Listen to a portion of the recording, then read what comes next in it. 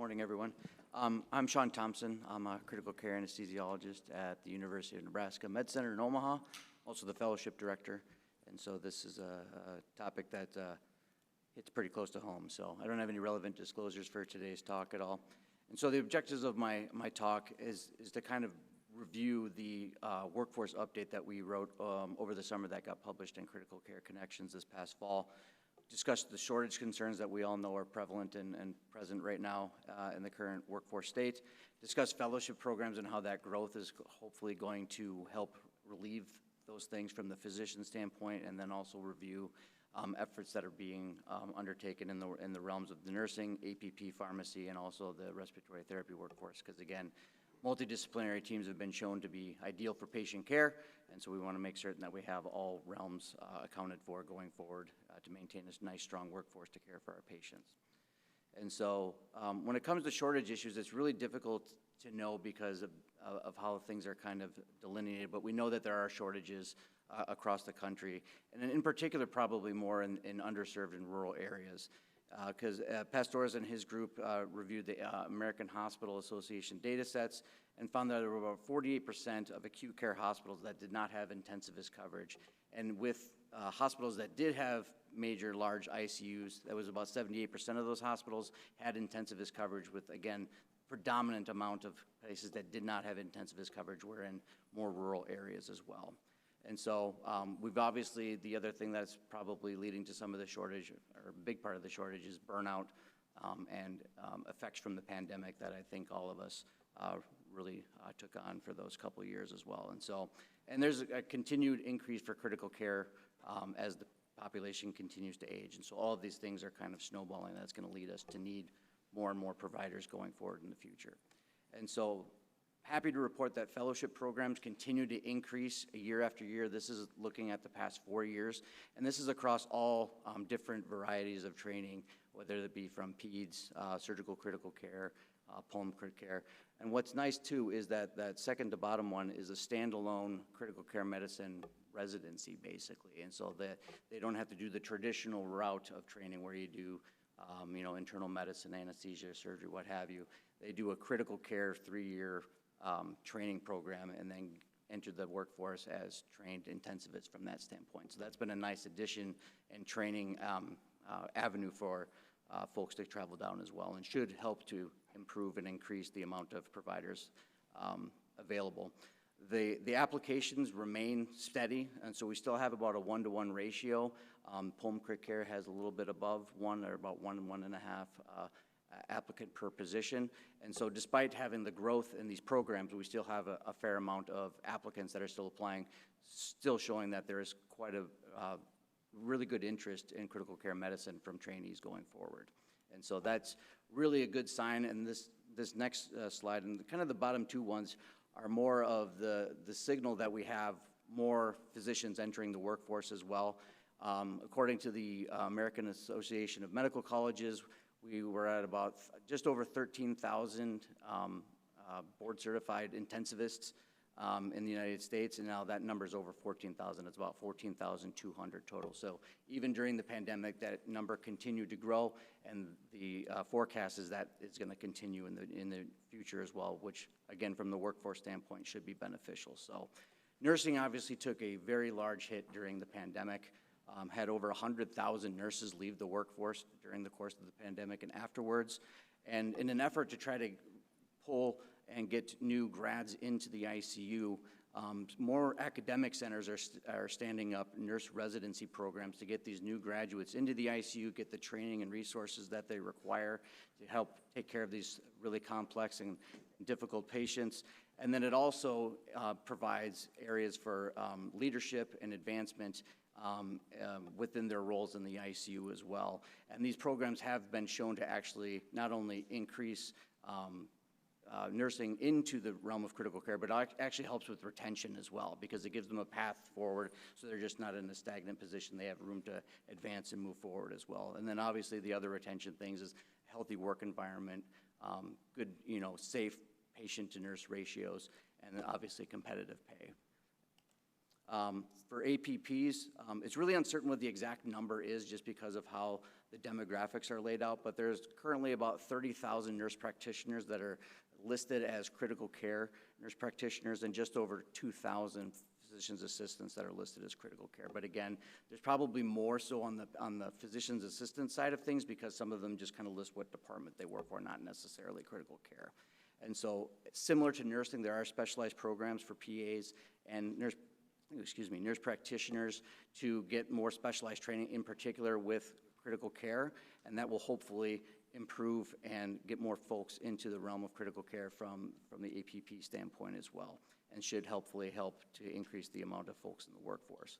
Pharmacy, again, big important cog in the wheel for a big multidisciplinary team, and this is continuing to grow as well. And so we had 143 training programs in 2019, and now we had 223 as of last year, and the number of board-certified critical care pharmacists is actually expected to increase, or double almost, up to over 5,000 by the year 2025. So still probably not enough, but we're heading in the right direction when we look at the pharmacy workforce. Respiratory therapy also took a big hit, and they are still seeing declining numbers. And the American Association of Respiratory Care is working really hard to try to recruit folks in and work on retention strategies as well, really focusing on the workplace environment, having the tools that the respiratory therapists need at the bedside to care for their patients on a day-to-day basis as well.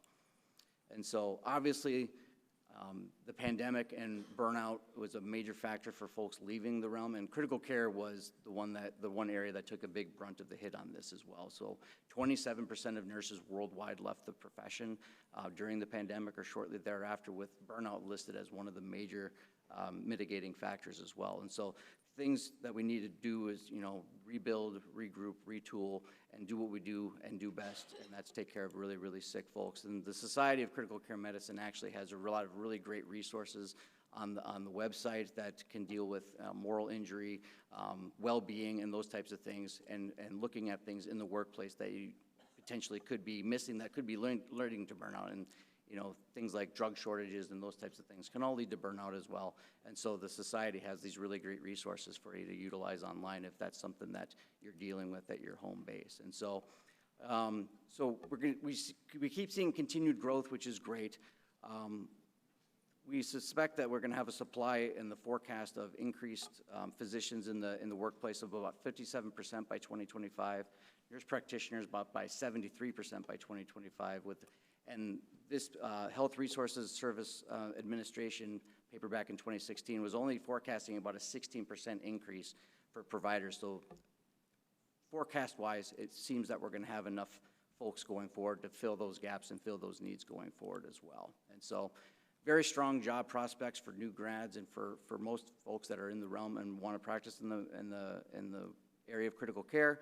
Need to continue aggressive recruitment, getting to trainees as soon as possible. I have med students that I'm at home that I mentor, and they have already told me that they want to do critical care, so I'm trying to foster those things and keep them involved and excited about it. And I think that kind of, it goes across all realms of the multidisciplinary team as well. And really having that strong work environment where, we work together, we take care of the sickest of the sick, and we get folks better, I think is going to really help with hopefully mitigating burnout and avoiding those things. So thank you for your time.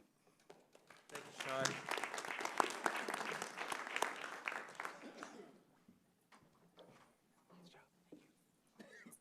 Be thinking of questions and comments that you might want to make, maybe around the issues of traveling nurses, et cetera, the things that it solves and the issues that it brings up, et cetera, when we get into the Q&A session. So Marilyn. All right. Good morning, everybody. I'm going to shift gears a little bit and talk about one of the challenges in the critical care workforce, which is violence against clinicians in the ICU. Does not want to left click. There we go. Okay. I don't have any disclosures relevant to this topic. I should tell you, I do have 2 first-degree black belts. I got them when I was a teenager. I don't know how well they would serve me now. I have not had to employ them in my practice. Not in the hospital. When I was in retail, that was a whole other story. But I figured it would be a fun disclosure in what will otherwise be a serious topic. And I have broken something, so we're going to try to fix this one.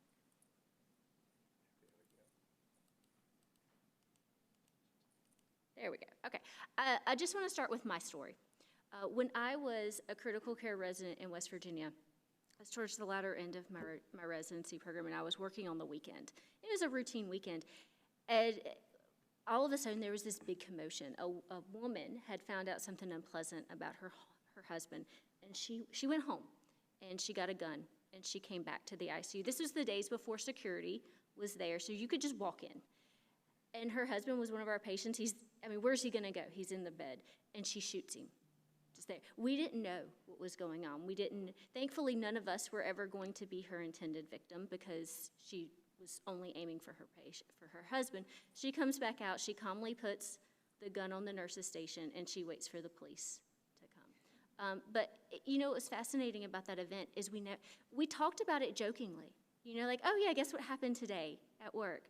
But nobody ever set us down, nobody debriefed us, we never talked about it. And looking back, that was probably not the healthiest of reactions to it. In our world, when violence occurs in the hospital, about half the time, it's in the critical care setting. Unfortunately, our nursing colleagues do bear the brunt of it. Just in our talk today, 2 nurses will be assaulted. A few years ago, SCCM actually sent out a survey to members. Some of you in the audience may have responded to this, and about 86% of people said, yeah, I think it could occur in my ICU, and 44% actually said they'd been threatened, and a similar number said they'd been attacked, and most people who had actually been attacked had been threatened before. And it sort of confirmed what we know. Nurses are significantly more likely to be threatened and attacked than physicians and some of our other colleagues. And so are women, those who are working in bigger ICUs than smaller facilities.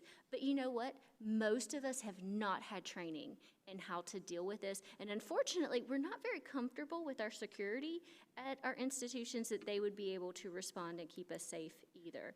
There was another study that came out just a couple of years ago. It was a big study, 5,400 professionals, very similar data.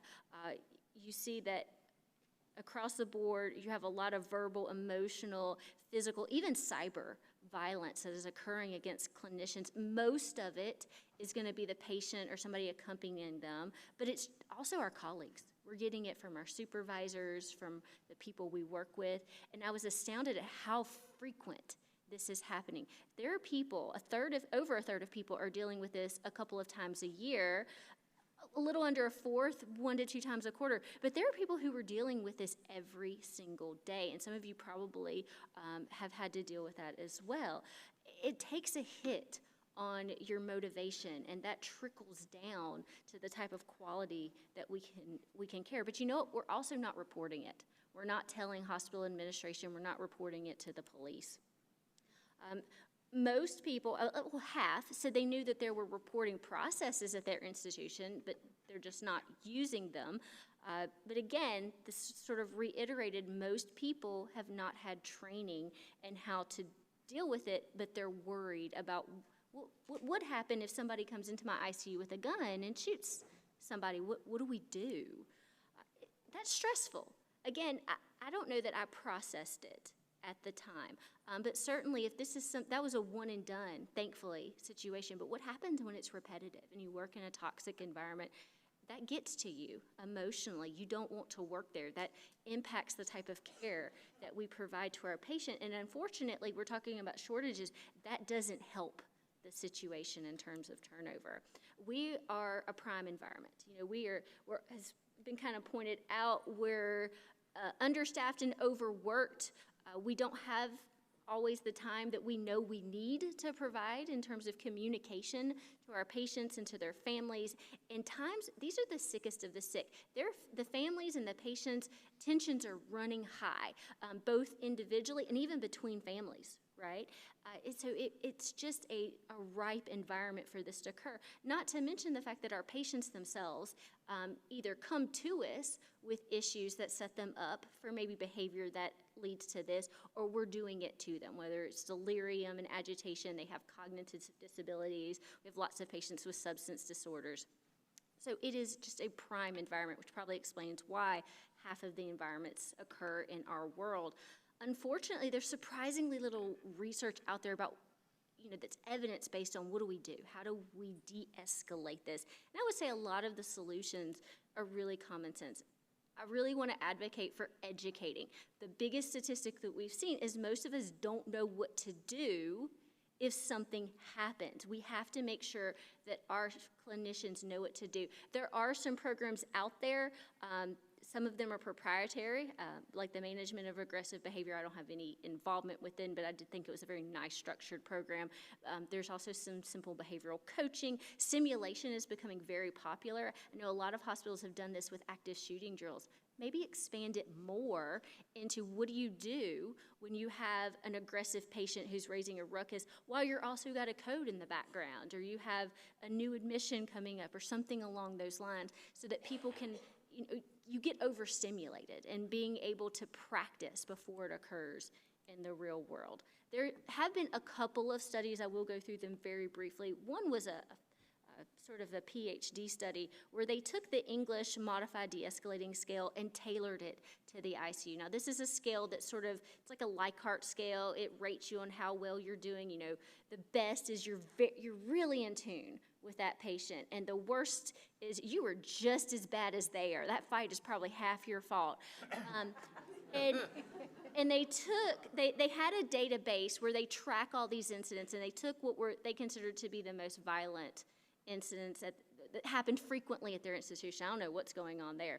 But they made simulations, and they did pre and post. So they put everybody through these simulations, and then they went into the classroom, gave them good debriefing skills, gave them resources like badge buddies on how to deal with it, put them back through the simulation later. And as you would kind of expect, their ability to de-escalate situations improved. But of course, they sort of realized this is one study. We do need to do more work in this area. There's some, as I mentioned before, there's a lot of practical things. You'd be surprised at the number of our colleagues even that don't realize you can't hit a person in the hospital. You can't yell at them in the hospital. And so just having little things like signage, I think, can be very helpful.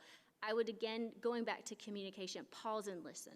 Most of the time, when we're talking about violence against clinicians, it all boils down to communication. People don't feel like they've been heard. They don't feel like they are important to you, and sometimes they just want to be listened. So stop and say something like, I just want to make sure I understand what you're trying to say so that I can make sure that I help you as best as I possibly can.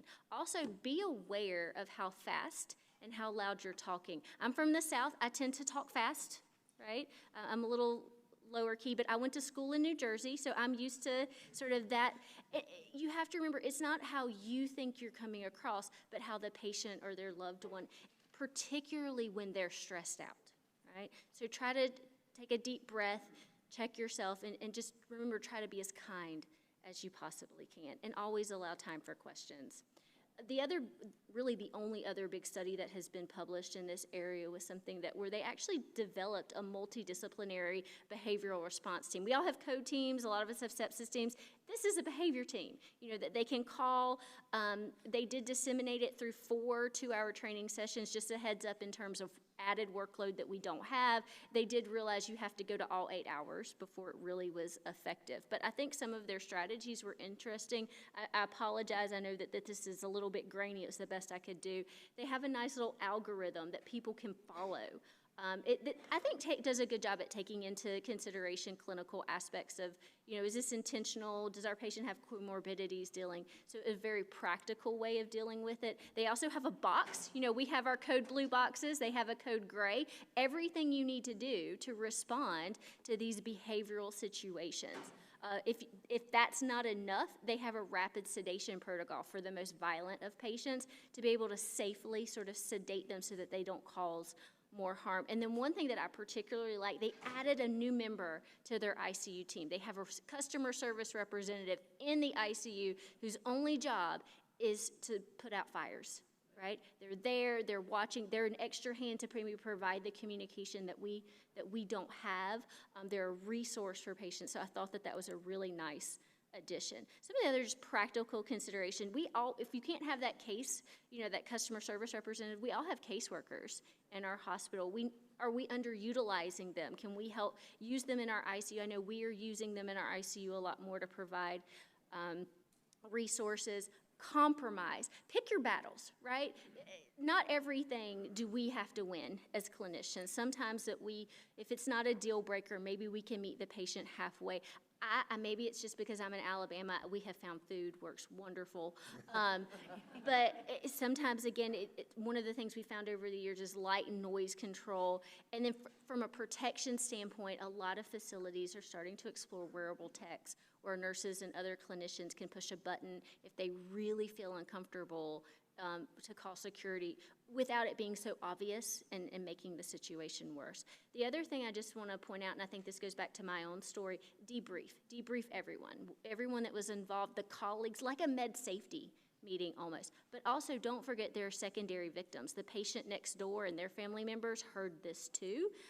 And if you don't go address this with them, they're going to also be left with some of those aftermath situations. Mm-hmm. It's also really important to make sure that there is a clear and expected reporting procedure, because remember, most of us, we're just dealing with it. We're just like, oh, this happened at work today. And that does not need to be the norm. We need to make sure that we as a team feel supported, encouraged. I'm very sorry this happened to you. We're going to work to make sure this doesn't happen again. Again, much in the same way, if we have a near miss with our patient care, we try to prevent that. And then finally, as I leave you today, we need to be our own advocates. Most of you flew in here on a plane. If you were to have messed with one of the flight attendants or the pilots, that's automatically a federal offense. You could go to jail. There's big fines. And while 40 states have laws on the books making this a felony, not all do. There's nothing at the federal level to advocate for us. There is a law, it's a bipartisan law that's being proposed as we speak that would make it a federal offense. I think it's not political, it's just safety, right? And so again, we have to be able to speak up for ourselves so that we do have the type of environment that we want, that we'll feel safe and will enjoy coming to every day. Right? And that's how I'm going to turn it over. Well, thank you. So we've heard a little bit about the pipeline. We've heard about some of the egregious sort of violence and some of the perturbations that are making burnout more. But now we're going to hear two perspectives, and we recognize that it's a multidisciplinary discussion. We've chosen, and we've actually asked Theresa to focus on the nursing aspects, and then we're going to ask Chris to focus on the physician aspects, just as exemplars of healthy work environments. So Theresa, take it away. Great. Hi, I'm so happy to be here. I'm Theresa Davis, also known as Terry, and I'm the president of the American Association of Critical Care Nurses. I also am from Inova Health System in Falls Church, Virginia, and I'm the AVP of the High Reliability Center. So I'm going to be talking to you. Okay, how do we go next? Oops.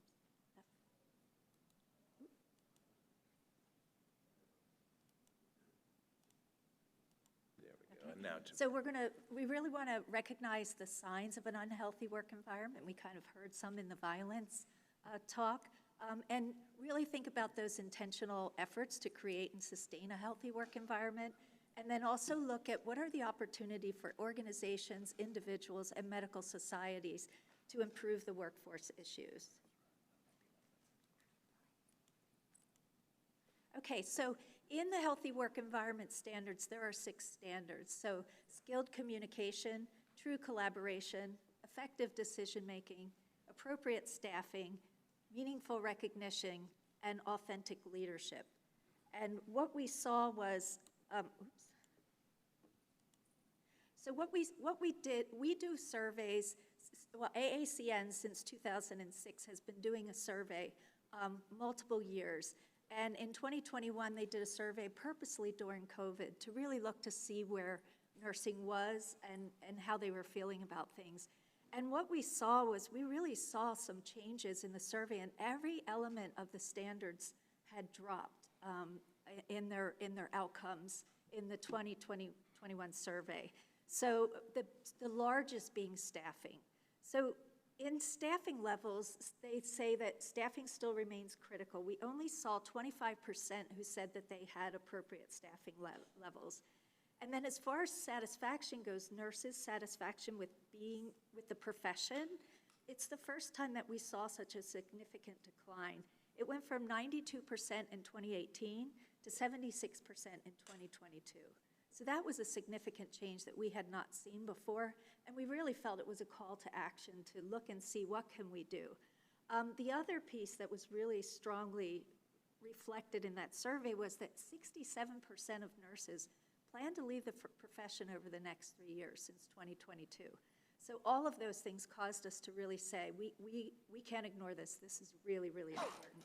And so when you look at these ratings, this just shows the scores from 2006 through 2021, and we really saw the drops from 2018 to 2021. We know that we had issues in 2018 before COVID ever came, but they were really exacerbated during COVID.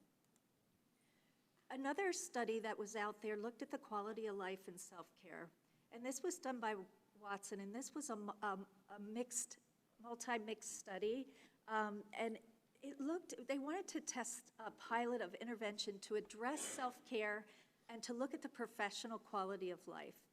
So the nurses supported some satisfaction with intervention and improved work-life balance, but the scores and the quality did not improve. And so what we said was, the author said, was that, really addressing individual well-being and resilience is insufficient, that we have to look at the work environments. We have to make sure that organizational issues, such as violence, are addressed. So the things that we have done this year, I'm really excited about. I've been with AACN like my whole critical care career. They're really been an organization that has helped me really find my path during my critical care career. And healthy work environment is something that I have taught over the years for many, many years. And even in my own environment, I was a director of a tele-ICU nurse back in 2004, and we were outside of the hospital. So we had never done anything like this before. And I was like, oh my gosh, how am I gonna lead this team in this environment that is not a hospital? And so I use the healthy work environment elements as the foundation for how to run my unit and how to move things forward.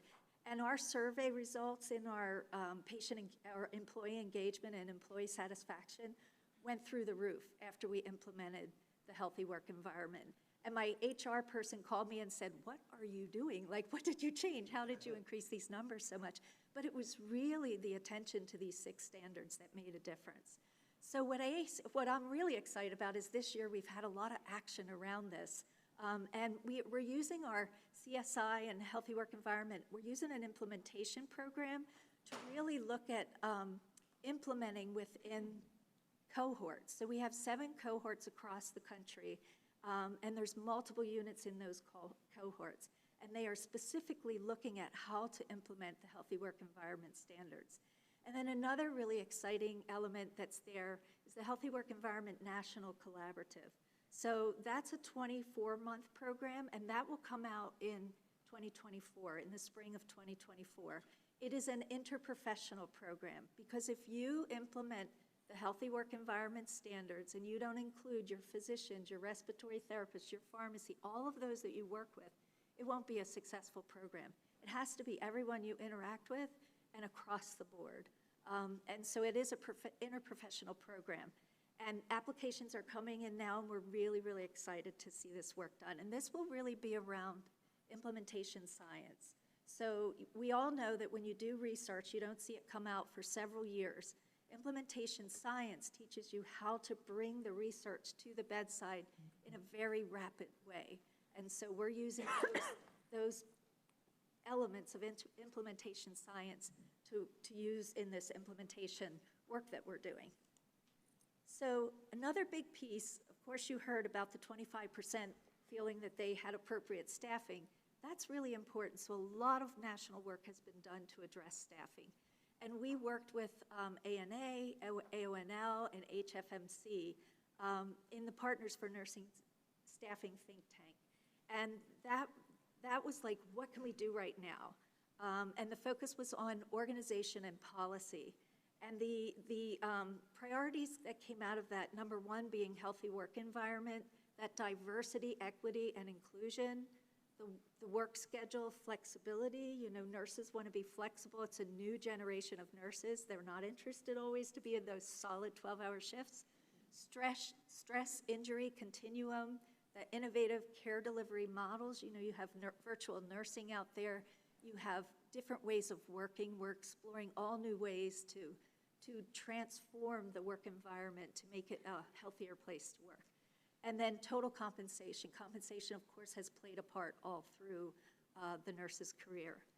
And then after that work came the nursing staffing task force for long-term sustainable solutions. So we asked about, how do we handle the ongoing challenges? And it mostly focuses on policy and some on organization. But it did bring in more of the nursing piece, more of the direct care nurse piece of the work. So they had 5 imperatives. Again, you saw to reform the work environment. And again, you saw to innovate the models for care delivery, establishing staffing standards that ensure quality care, improve regulatory efficiency, and value the unique contribution of nurses. When you ask nurses what's important to them, it is important that they are valued for the work that they do. So when you're working with the nurses, don't forget to say, wow, that was amazing. It goes a long, long way. In my career, I've been lucky enough to work with surgeons and trauma surgeons throughout my career, and they really, really respected the work we did, and that's what kept me there. I've been in the same organization for 37 years, so I really love my docs, and I love the work, the collaborative work that we do. The things that are coming up in the future is creating the staffing standards for adult critical care, and that will be published soon. And then staffing resources on our web page. We have blogs, journals, and articles, and innovations from our community. And then advancing the implementation of the AACN standards for establishing and sustaining the healthy work environment. So that is what we have. Thank you. Well, thank you, Terry.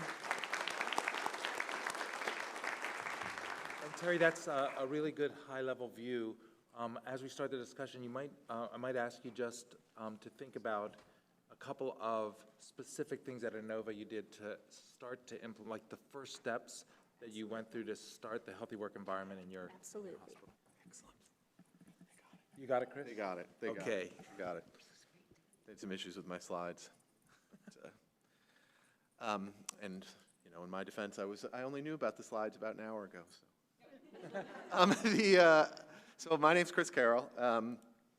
Thank you for inviting me to do this. I'm building off of Dr. Davis' presentation quite a bit and talking about healthy work environment and how that relates to physicians and how physicians can be a part of that as well as how physicians can benefit from that. I recently moved to Florida, and so this is my new address. One of my adult children said to me, "Dad, this is really nice. I can see why people come down here to die." Just to be clear, Dan, only 50 years old. I did not come down here to die. But anyway, Florida's lovely. So I have no disclosures other than this slide talk is less than an hour old. This could apply to the fact that I just did this talk or to the fact that physicians have a huge part to play in creating a healthy work environment. We create, for better or for worse, we create the tone in an ICU. When the ICU, I've talked to, you've all been in ICUs before. You can tell within seconds of walking in an ICU how well that ICU is run. If it is quiet and calm, when you walk in the door, you know this is a well-run ICU. If people are running around and doing things, you know that this is probably not a well-run ICU. And all that starts with leadership. And physicians are leaders in the ICU, but everyone is a leader in the ICU. It's a multidisciplinary team. The nurses are leaders, the pharmacists are leaders, the respiratory therapists are leaders, and we're all obligated to provide this level of calmness as we approach a very, very chaotic situation. Alternatively, this is how you can be in, this is how another ICU might, it's an old gift from Community. Just goes on and on. This is the AACN's healthy work environment. There are, as you can see, there are 6 different aspects to their healthy work, creating that healthy work environment. It's not just about staffing. It's not just about safe staffing ratios, but it's also about these other aspects. Oops, went back and forward, sorry. Sorry, everyone really wants to see that. The authentic leadership is an important part of creating a healthy work environment. For a physician standpoint, that can mean setting the tone about having a respectful, professional, compassionate, as well as self-aware leader. It takes a great deal of emotional intelligence and a great deal of introspection to be able to be a good intensive care unit leader. And I don't, that takes some work and some practice. Or at least it did for me. Some people are very good at that right from the beginning, but it can also be something that is taught. Effective decision-making is another part that the physicians can have in creating a healthy work environment. It is very important that everyone on the team is heard in making a decision. It doesn't mean everybody gets to make a decision, but everybody needs to be heard. Ultimately, someone needs to make a final decision, but everyone should be heard. Skilled communication and true collaboration are another important part of creating a healthy work environment. For physicians, that means you also ensure everyone's heard, but also is an important part about psychological safety. It is important that everyone can approach a physician with a concern. So you need to have low barriers for talking to you. If people feel that they can't approach you or they can't escalate their concerns about a patient, then that's going to adversely impact the quality of care provided in an intensive care unit. So the healthy work environment, though, is a small part of the care that's provided. And you can see how, look, I used all your slides, Dr. Davis. There's also optimal patient outcomes and clinical excellence. So, you need to look at the quality of care you're providing critically and re-examine how there are opportunities for improvement. And clinical excellence, physicians really are obligated to educate themselves as well as help educate their team in the latest and greatest of what's going on in an intensive care unit. And a big part of that is coming to meetings like this, coming to the site of critical care medicine, American College of Chest Physicians, American Thoracic Society, the ACN annual meeting, and learning about all these new updates. Healthy work environments, as people have said here, can result at a nursing level with more engaged staff, decreased burnout, lower turnover rate, and better patient care. But what about docs? What is this? What does the creation of a healthy work environment do to how does it benefit docs? I've talked a lot about how it's the responsibility of doctors to create a healthy work environment. So we have nurses and respiratory therapists and pharmacists and everyone else to help care for the patients. But how does creating a healthy work environment benefit doctors? Well, as everyone said, we are a very burnt out specialty. This is from a survey in the middle of the pandemic where more than half of critical care physicians are burnt out. I'm a peds intensivist, as are a number of people in the audience. I've seen surveys saying as much as 75% of us pediatric intensivists are burnt out. So it's a big issue. So how does this help? Well, there's some other data that showed that that physicians may be experiencing delayed effects from the pandemic. We heard about 100,000 nurses who quit during the pandemic. How about physicians? Physicians, it may be that that we're starting to leave a little later. 35% of physicians reported significantly increased feelings of burnout in 2022.